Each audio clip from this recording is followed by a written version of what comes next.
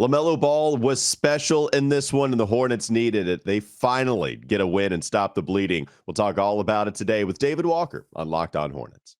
You're Locked On Hornets, part of the Locked On Podcast Network, your team every day. In a minute, cuz we live.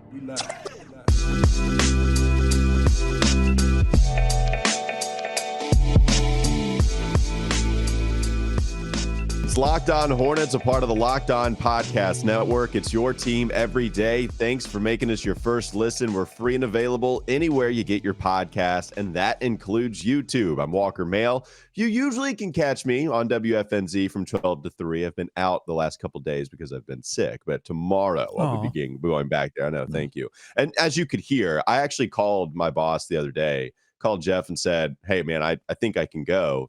And he said, honestly, Walker, if you sound like that, I don't want you going on there. I was like, okay, wow. Good call, Jeff. Thank you. I appreciate that. But it hasn't stopped me from doing Locked On Hornets. That's also Doug Branson. You can catch his Substack, Every Hornets Boxscore, on everyhornetsboxscore.com. And that is the Sultan of Sneakers himself, David Walker. Follow him on Twitter, @DavidB.Walker. David, we get to talk about a win, man. How are you feeling? I'm feeling like you guys are sounding. We all stayed up past midnight to watch that exciting win. But hey, we can't complain now. We can't complain about this one. We appreciate David for starting with somewhat of an insult there. And with that, we'll move on. Yeah, man, LaMelo Ball was awesome in this game. I mean, it's something that he's been doing ever since he came back from injury. We talked about this even leading into this Kings contest, where he has not had the rust as far as the shooting goes. And sure enough, that continues in this one against Sacramento. So the Hornets, they win 125-119. It was the second night of a back-to-back. And especially with that game being in Denver the night before, maybe added toughness to have to get through for the Charlotte Hornets team. Maybe I'm making stuff up, but it's tough, right? I mean, no, it's elevated. It's elevation out there. Absolutely. So the fact that the Hornets were able to get that victory, it's big. LaMelo plays 27 minutes, 9 of 19 from the field, 23 points, 12 assists, and had a lot of assists early, and then he kind of divvied this game up into two halves, right? First, he was facilitating at a high level, then he started scoring at a high level. Did foul out, but you know, we'll get to that in just a moment. But David, what do you make of LaMelo's performance? Yeah, maybe they do need to just sit him for like big portions of the first half so he doesn't foul out, because that seemed to work a little better. But then he fouled out anyway last night, so maybe it doesn't matter. That was as aggressive as I've seen LaMelo, and I think it really trickled down to a lot of the team. I mean, that was the most aggressive I've seen Gordon Hayward outwardly in a long time. And LaMelo, man, talk about just elite. You know, not only just shooting, but shot making, right? And all those baskets they obviously needed, but they felt huge. And the 3-pointers were killer. His 3-pointers are almost felt like dunks. You know, they're just ripping the net. And he was really in the groove last night, especially in that third quarter. I mean, that's the kind of leap you talk about wanting to see this season. He's only played, a handful of games, so we haven't seen it. But, man, maybe if that's the start of something, then that's a big boost for that team. But, yeah, he was just awesome. I mean, that third quarter was worth staying up for by itself. Doug, the Hornets needed something special. It was nice to see a victory, but also because of the way that LaMelo played in a couple of different facets of the game. Yeah, I think skill and strategy are the two words that come to mind when I think about what LaMelo did last night. In terms of skill, I mean, there were so many plays, and 16 points in the fourth quarter, that's pretty amazing. But I like to go back to the third quarter and talk about some of the work that he was doing on the drive. There was a play at the 7:50 mark in the third quarter where he puts a little hezzy dribble move and then gets it off the glass on Sabonis. I mean, Sabonis had no idea how to guard it. It was just like a move that I'm like, man, only a couple of guys in the league can do what he just did with the dribble, with his footwork. Like, it was just amazing.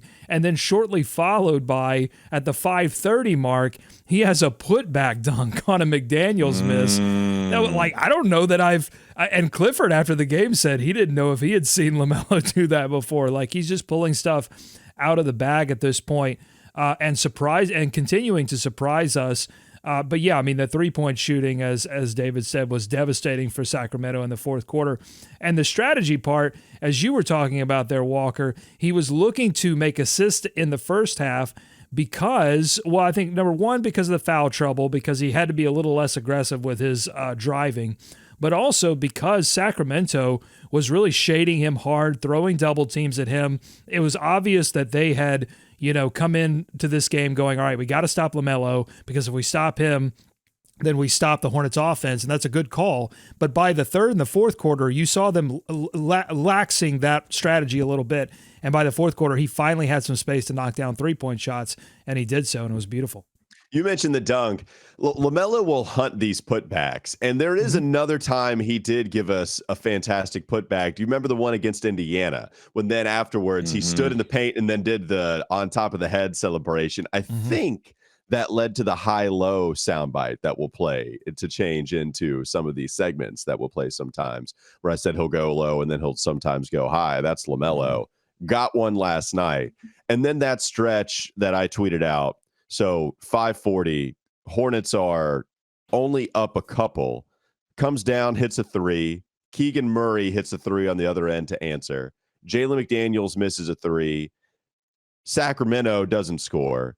And then LaMelo comes back down, hits another three-pointer. The very next offensive possession is LaMelo hitting Mason Plumlee from the half-court line for an alley-oop. And the Hornets are suddenly up 7 points. That stretch right there, that gave them the cushion. Now, Gordon Hayward had the biggest play of the game. Steve Clifford said that.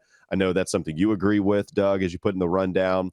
The Gordon Hayward shot, getting to a spot inside the paint, pivoting a couple of times, and then hitting just a little bit of a fadeaway to put them up 2 possessions. That was huge. But I thought that stretch right there at the 5:40 mark, going inside 4 minutes, where LaMelo was just making all things happen to provide them a 7-point cushion, I thought that was a monstrous sequence. What did you think, David? Yeah, I want to say something about that Mason Plumlee alley-oop. That was as impressive to me as any half-court alley-oop, which sounds crazy, but he put it right on the money, and Plumlee was running full sprint. I was like, there's no way he's going to get this, even though he's a great athlete and can jump up. That play blew my mind, honestly. And I think I said the third quarter before, but you guys mentioned it was the fourth quarter where he kind of went off. But yeah, I mean, he was just making things happen. And like the Plumlee play was one of my favorites.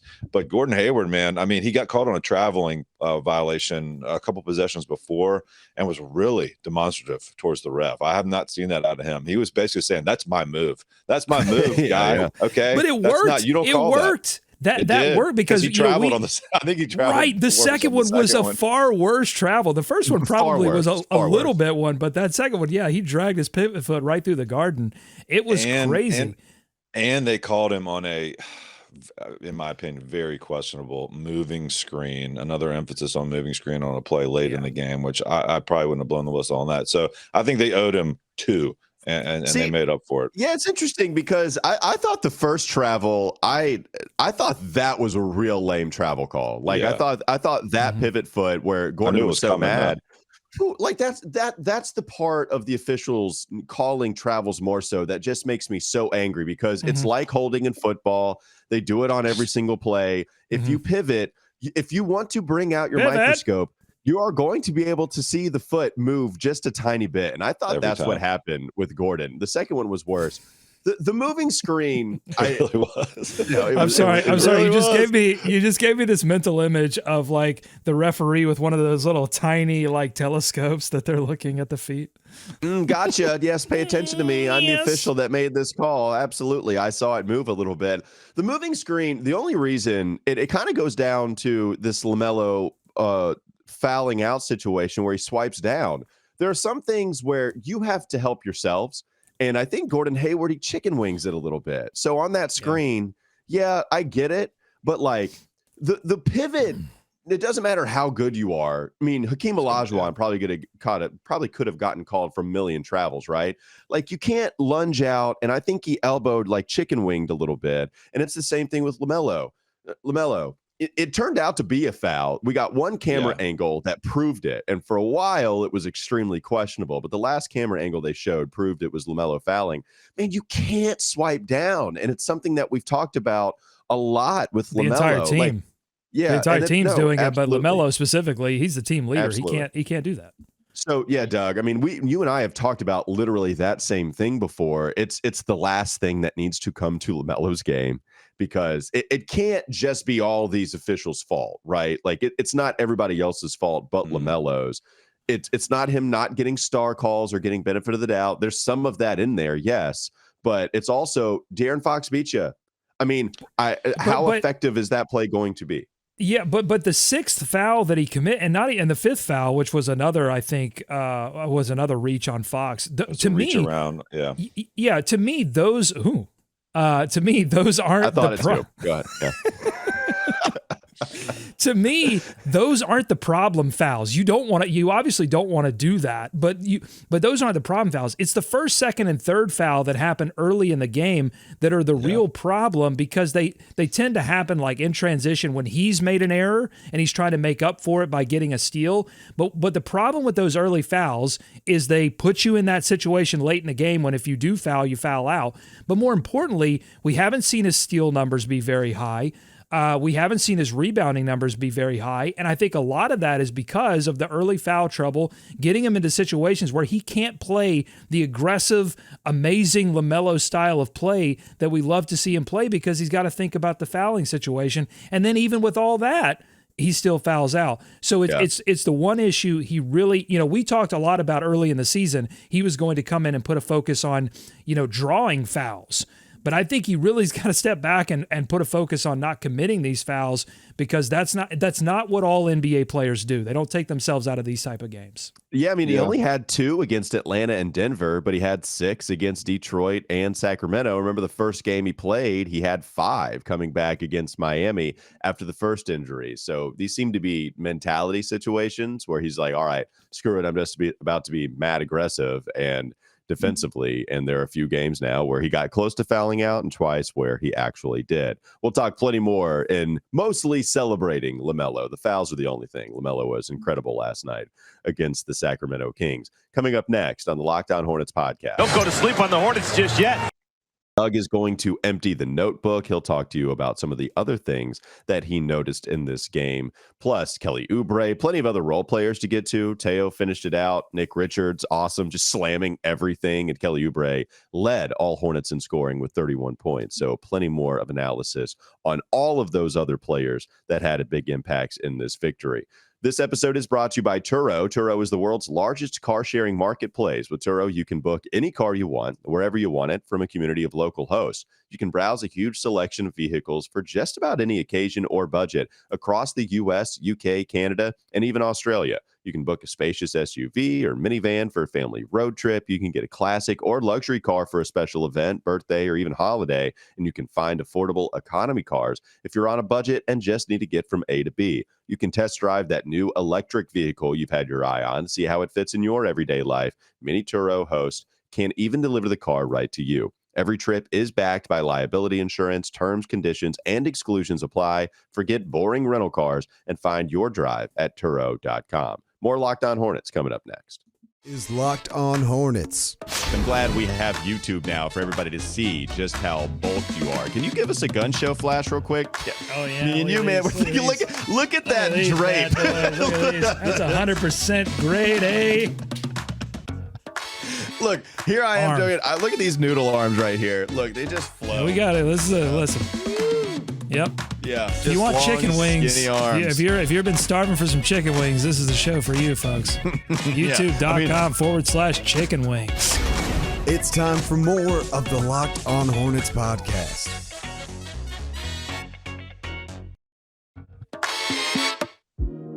Thanks for making Locked On Hornets your first listen. Now make your next listen Locked On Sports Today. From the games that matter the most to the biggest stories in sports, go beyond the scoreboard and behind the scenes with local experts and insights only Locked On can provide.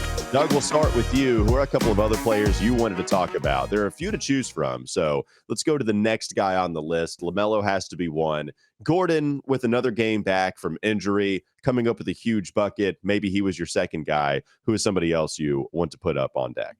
Yeah, that Gordon shot with a minute to go. Clifford said it was the play of the game. I think it was the play of the game because it comes after, we didn't mention, it comes after De'Aaron Fox went on a one-man 7-0 run. I mean, and it cut it to 2. Like, that was a moment when that game could have gone to Sacramento, and instead Gordon hits a sort of playoff level shot. That's kind of the shot that I always thought they brought Gordon in to make.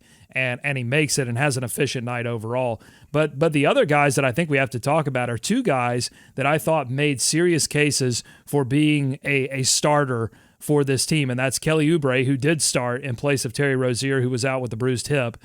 He pours in 31 points. You know, we talk about LaMelo, and he was incredible in the fourth quarter, but Kelly was really incredible throughout the entire game and was the points leader. And then also Nick Richards, still backup center, still getting the double-doubles from the backup position, but a throwback game, I thought. One of his best games since the beginning of the season. I thought he really made a case, too, that he deserves at least more minutes, if not a starting role on this team. What do you think, David? Do you think Kelly should be starting? Well, you know, it's interesting with Kelly. Sometimes you think that you like to have that energy coming off the bench. So that was one thing that was wild to me to see him go for those 31 points last night in place of Terry. But I was really impressed with his rebounding as well, 9 rebounds. And what they did last night that I haven't seen them do is close out those possessions. You know, so many times in these games, it's one possession, it's one bounce, it's one ball. They just can't corral. And there were a couple last night that just got kicked out of bounds. There was a stretch there where they just couldn't hold on to the ball. But when it counted down the stretch, you know, they did get some stops when it wasn't in Fox's hands, and they were able to snag the rebound. But Kelly, that scoring punch, man, honestly, has he been the MVP for this team this season? I mean, look, I know the wins are few and far between, but he's been as solid as they come for them, and not just on offense. I mean, he's gotten his hands on a lot of balls, the deflections leader. So he's been great for this team. Well, that's such a good point you make about finishing possessions, because I thought Kelly's defensive rebound at the end of the game through two Sacramento players was one of those plays they haven't been making all season. Now, unfortunately, the Hornets couldn't get it inbounded and turned it over there at the end of the game. I thought they were going to completely blow the game. And I just can't believe they couldn't get it inbounded twice, end up turning it over, and Sacramento scores. And why was Mason Plumlee on the floor? Like, you knew they were going to foul. Well, like, why was that wave is coming, guys? I mean, I don't know if you were following along on the Twitter sphere last night, but the calls for Nick Richards to stay in the game and for Plumlee to stay closer to the bench are coming. And I mean, you see it last night with Richards on those aggressive moves to the basket. I mean, the reverse dunk.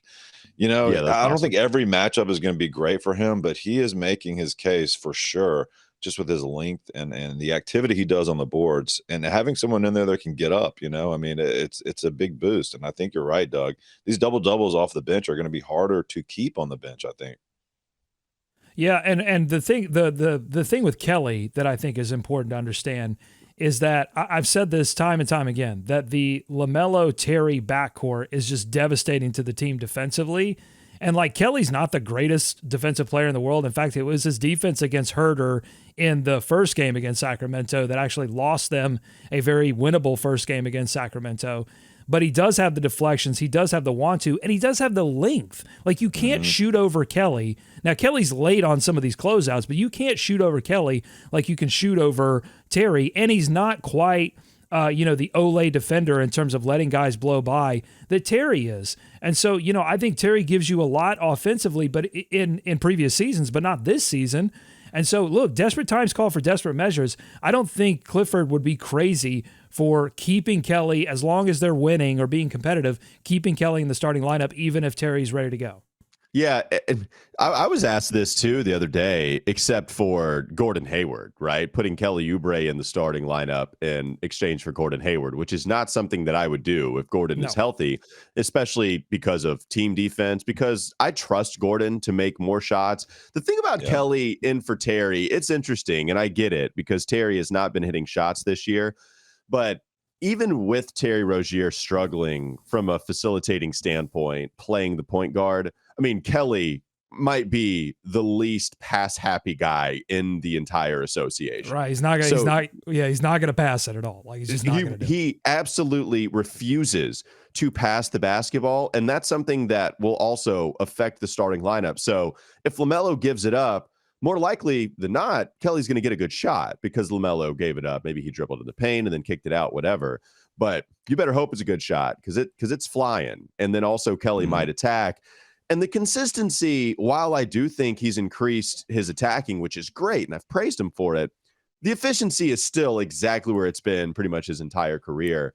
I want to give Terry the benefit of the doubt that once everybody is healthy, and certainly the Hornets are more healthy now, that, okay, maybe you plug him into his old role, and I'd still start Terry with Kelly coming off of the bench. And I understand what you guys are saying. I'm giving Terry more the benefit of the doubt here that he'll shoot more to what he was the last couple of years and not at the 30% line, what he's doing right now. And you make the interesting observation that Kelly doesn't pass. And one thing that Nick Richards has not been good at this season, although he did do this in this game against Sacramento, is pass the basketball.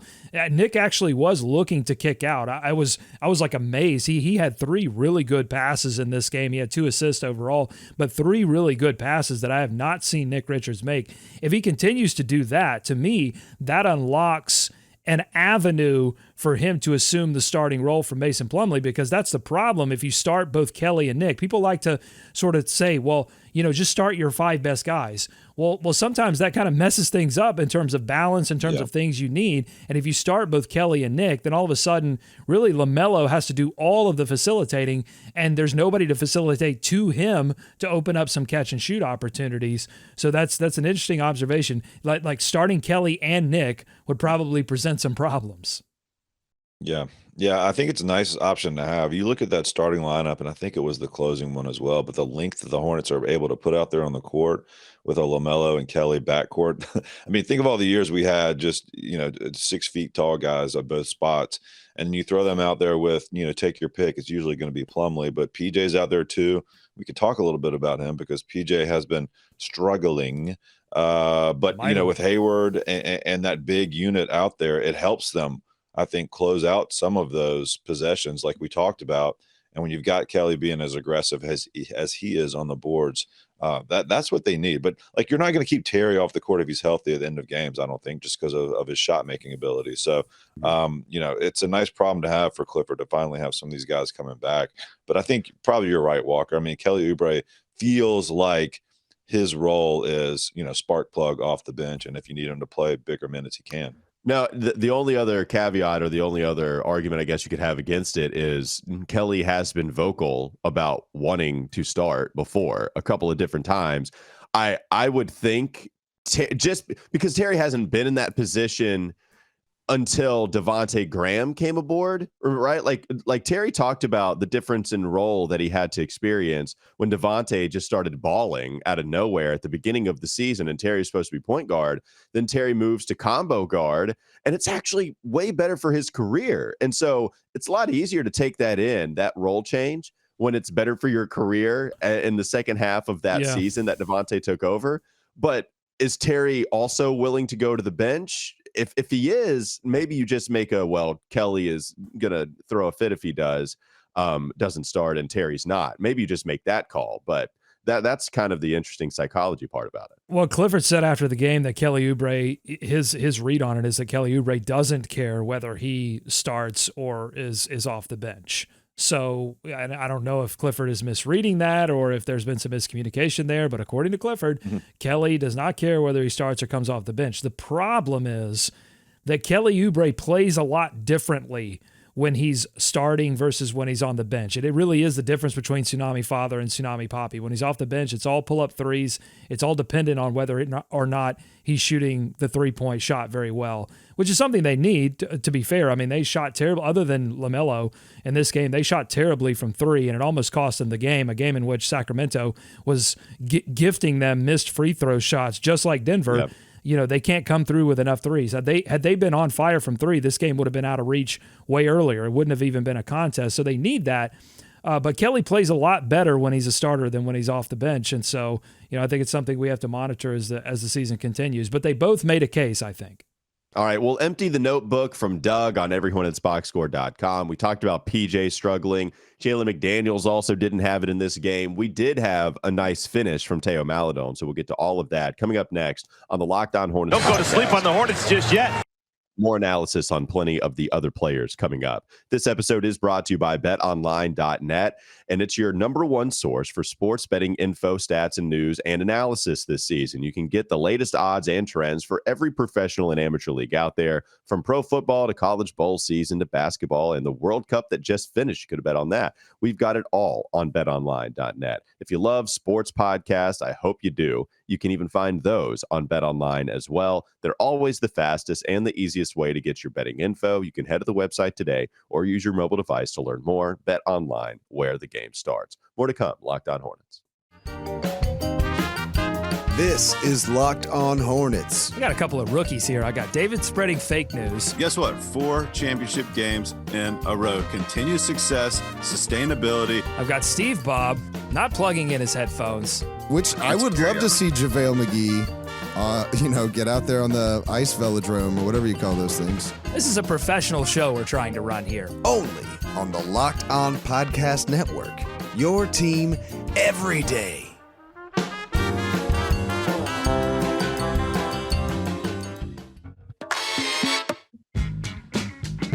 All right, Doug, turn the notebook upside down and just shake it all out, baby. Let's see all the notes you have from that game against Sacramento. What are some other things that you wanted to talk about today?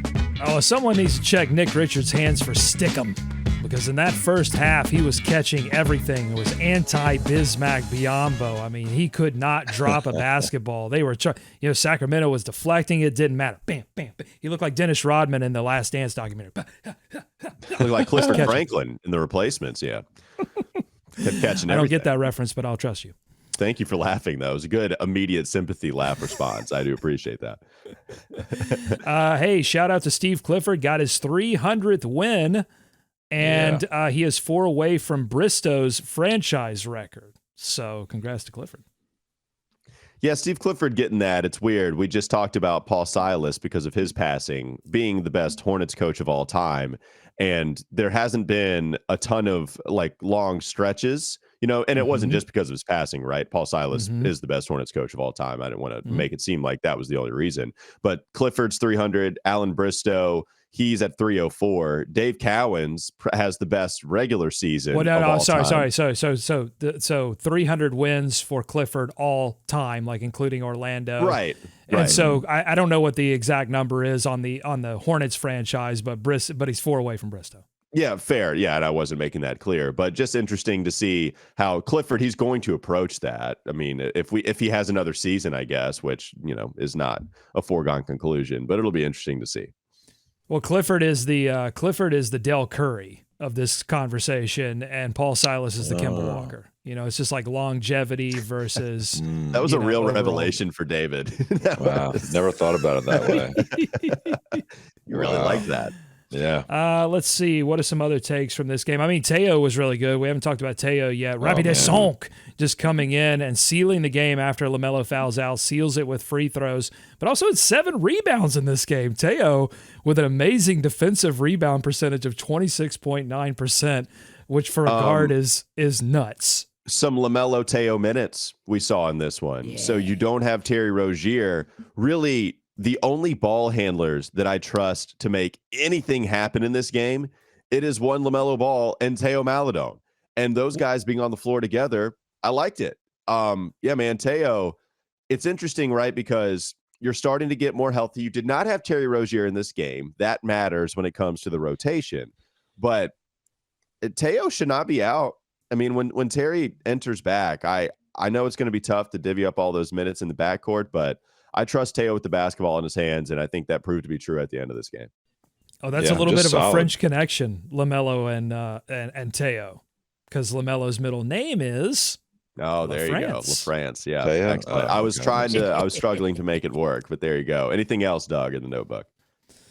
Oh, well, David, what were you trying to say? Oh no, I just made a horrible joke that LaMelo's middle name was Theo. So go ahead. What else is in the notebook? I mean, I thought Nick Richards, outplayed Mason Plumlee in the first half, but Mason had a good third quarter, came out trying to save his job, playing like he tried to save his job. PJ Washington, not good in this game. And David is a new dad, though.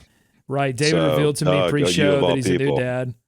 Got to give him some I know that was a personal reason, and I've been big on using babies as excuses. Oh yes, he has an out. He has a baby. Yeah. He has a baby. I have to admit he's got at least a 6-month window. Yeah, at least. The thing about PJ in this game for me, and it's actually representative of the entire team. Even with Terry being out, this team is obviously getting more healthy with LaMelo and Gordon, right? PJ Washington is struggling mightily shooting the basketball. I know defensively also there was some struggles against Harrison Barnes at more towards the end. I didn't think he was atrocious defensively throughout. I just thought there were some defensive possessions against Harrison Barnes, but he went 1 of 6. Field goal attempts are back down, right? Like Kelly fired up 25 shots. LaMelo shot 19. Gordon Hayward gave you 12. And PJ shot 6 and hit the 1 3-pointer. I actually thought in the first half specifically, I thought his floor game was actually kind of good, to be honest with you. He had some really nice passes when he dribbled it in and dumped it off to Nick Richards and dumped it off to Cutters. I thought PJ looked more comfortable out there, and the shot's just not falling. That shot, absolutely not even close to comfortable. But this gives me hope that PJ can be a little bit more confident with the basketball in his hands and not have to hot potato it out, because he did make nice passes, because I did think he was making the right decision, filling in the gaps when guys would cut, he would go to the right spot. And if you're missing all of your shots, it's nice to only take 6 instead of 12 or 13 or 17. And so I'm holding out hope, man. Like, this is because it has to work for PJ, right? If you're going to go back into your role of not taking as many shots and you're still shooting 30% from 3 and your 2-point percentage is way down, at that point, it becomes a real issue season long. But I think that's why this offense, I don't know about you guys, it just looked a lot better, right? Like, not only was LaMelo making a bunch of shots, but it just looked a lot better from the game right from the start. And that's something Steve Clifford talked about.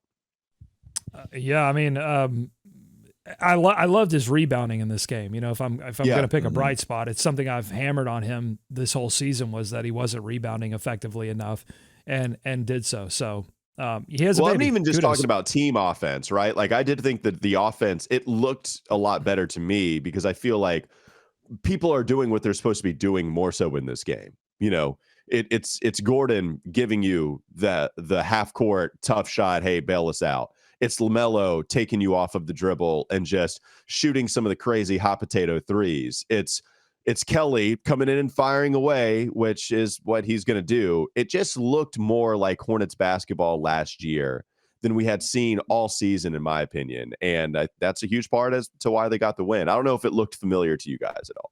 Oh yeah, I mean, I think LaMelo come back and get more comfortable. You know, man, I think he's going to play with his wrist and probably his ankle, I guess, for the rest of his career now. And every time I see it, it freaks me out. At least he's smiling. You know, when they cut to him on the bench and he's messing with it, at least he's like smiling and laughing. I mean, that's the only thing you can take comfort with. Exactly. If there's one, downside to the offensive game last night, it's that secondary punch, whether it's off the bench or in PJ. Like, he and Jalen McDaniels. There was a couple opportunities for threes and they're just coming up short. They're not able to hit 0 3-pointers off the bench for the Hornets last night. So LaMelo came up big there. But yeah, I mean, everything else was clicking. You just PJ in his role, right? In a game like that, he's just kind of pick his spots. If it's not happening for him on offense, got to dig on defense. That Harrison Barnes cover is a bit of a tough one for PJ. I think Barnes can still move just a little bit better. But you got to hope he's going to bounce back. And again, he just had a kid, guys. I mean, come on. That's then there you go. Yeah, he has a baby. I mean, I gotta, as much as it pains me, I took all those excuses. So yeah, I'm still taking them. I still have a baby. You do. Yeah. All right. So I got 2 more things in the notebook. One of them is Monk and one of them is Miracle. Which one do you want first? Oh my God. I don't want to hear what you have to say about Monk. Don't do this to me. Just don't. It's good. Oh man, it's Walker, good. I was following your tweets as I always do during the game, but I could just see you smiling as you were punching in the Malik Monk is getting whatever he wants. He's going into the lane. He's making it happen. Watching LaMelo watching Malik guard LaMelo and LaMelo drive by him. Oof. It was like, what do I do here? Do I cheer? Do I not? I ultimately side on cheering. That's like the Spider-Man meme with those two guys just pointing at each other. 100%. Yeah, exactly. All right. If it's good, go ahead, Doug. Let's hear the Malik Monk thing first. Well, so we got the report from Ashley Shahamady on the sidelines that she talked to Steve Clifford, and Steve Clifford alluded to the fact that Monk had approached him during his time with the Lakers and essentially said, "Hey, Clifford, I get it. I get what you were trying to say. I wasn't ready for the NBA, and I've matured a lot. I've learned from those mistakes." And he's obviously having a great year in Sacramento, and good for him. Now, he didn't have a great game, 4 of 13, 1 of 6 from 3. On a lot of usage. He had the ball in his hands a ton. Which I appreciate. Started Frank Kaminsky, good. I appreciate it, Doug. That was fun at first. Well, look, I mean, Frank Kaminsky came in the previous game and torched the Hornets and got the revenge game. So I appreciate Monk doing his former coach a solid and not having a huge game off the bench. But Malik Monk, he's doing things in Sacramento. I'll give it up to him. He proves me right. See, that's what I appreciate. Monk proves me right. I know you're going to say say it the whole that. time. He wasn't ready for the NBA. Yeah. He wasn't ready for the NBA. Everybody was like 19 years old. It's like, yeah, but he wasn't ready. And, he had to go to a different team. Kind of a little bit of a shades of Book Night a little bit. I mean, we might be talking the same thing about Book Night in a few years. Just coming in, not ready, needing a change of scenery, needing a last chance. This is what you do. Even when you want to be good, even when you want to talk good, then you bring this out of me. And sorry, I'm a truth teller. No, you want to say that you're proven right. Yes, if it is true that because he improved in the NBA, except with a different team, he did go to a different team. Like maybe he could have done it with the Hornets, but I'm not doing this. He was awesome in the paint, and then was not hitting as the game would go on. What's your last notice in the notebook? Well, so they're in Sacramento. The game was close. So of course, the Bally's broadcast is going to hammer the Miracle After Midnight. I still am not getting any credit for it on the broadcast. I came up with Miracle After Midnight. It's getting ridiculous, folks. I just, where's my check in the mail? It is my lasting legacy to my children. Miracle After Midnight. I came up with it. I just had to get that on the broadcast. People got to know that was that. I did that, and they won't give me any credit for it. So I don't know. So Doug's last two parting shots are: I like Malik for proving me right, and I came up with Miracle After Midnight. Well, and then EC. We love EC on the show. We love EC. Okay, we love EC. But he said he changes it to Mellow After Midnight. So I think they're trolling me. I didn't get the credit. They changed it on me. They're skirting the trademark for sure. What are you They'll be hearing. Don't worry. Just to clarify, Walker, I was also on that show where Doug coined this phrase, but he never brings that up. So if he ever brings up something that then turns into a saying on your show, just know that you will get no credit for that. David, I honestly never hear about you during those. No. I've never. Did you even do Locked On Hornets, or are you just like one of Doug's friends? I just kept on the live show, got in the chat, and then worked my way up. You just called in when you were about to hit a 17-year-old in traffic, and just wanted to share some Hornets thoughts. Shout out to the person on Twitter who mentioned me on that with some traffic wreck in Nashville that I was nowhere near. I don't know, Doug. I don't know if you saw this, but they asked if I was on the streets because some pedestrians no pedestrians were hit. Okay, at any point while I was driving / doing the podcast. Right. Shout out. That happened near my neighborhood. And luckily, the guy that got hit is recovering. But anyway. All right. Yeah. Good for him. That's what we'll end on. No, all right. That was in Doug's notebook. It is now done. Thanks for making us your first listen. Thanks for making us your first, but make your second listen. Locked On Sports today. From the games that matter most to the biggest stories in sports, you can go beyond the scoreboard and behind the scenes with local experts and insights only Locked On can provide. Locked On Sports today, available on this app, YouTube, and wherever you get your podcast. Thanks again to David Walker and Doug Branson. Have a great rest of your day. We'll be back with you tomorrow. Bally's, you're on my list.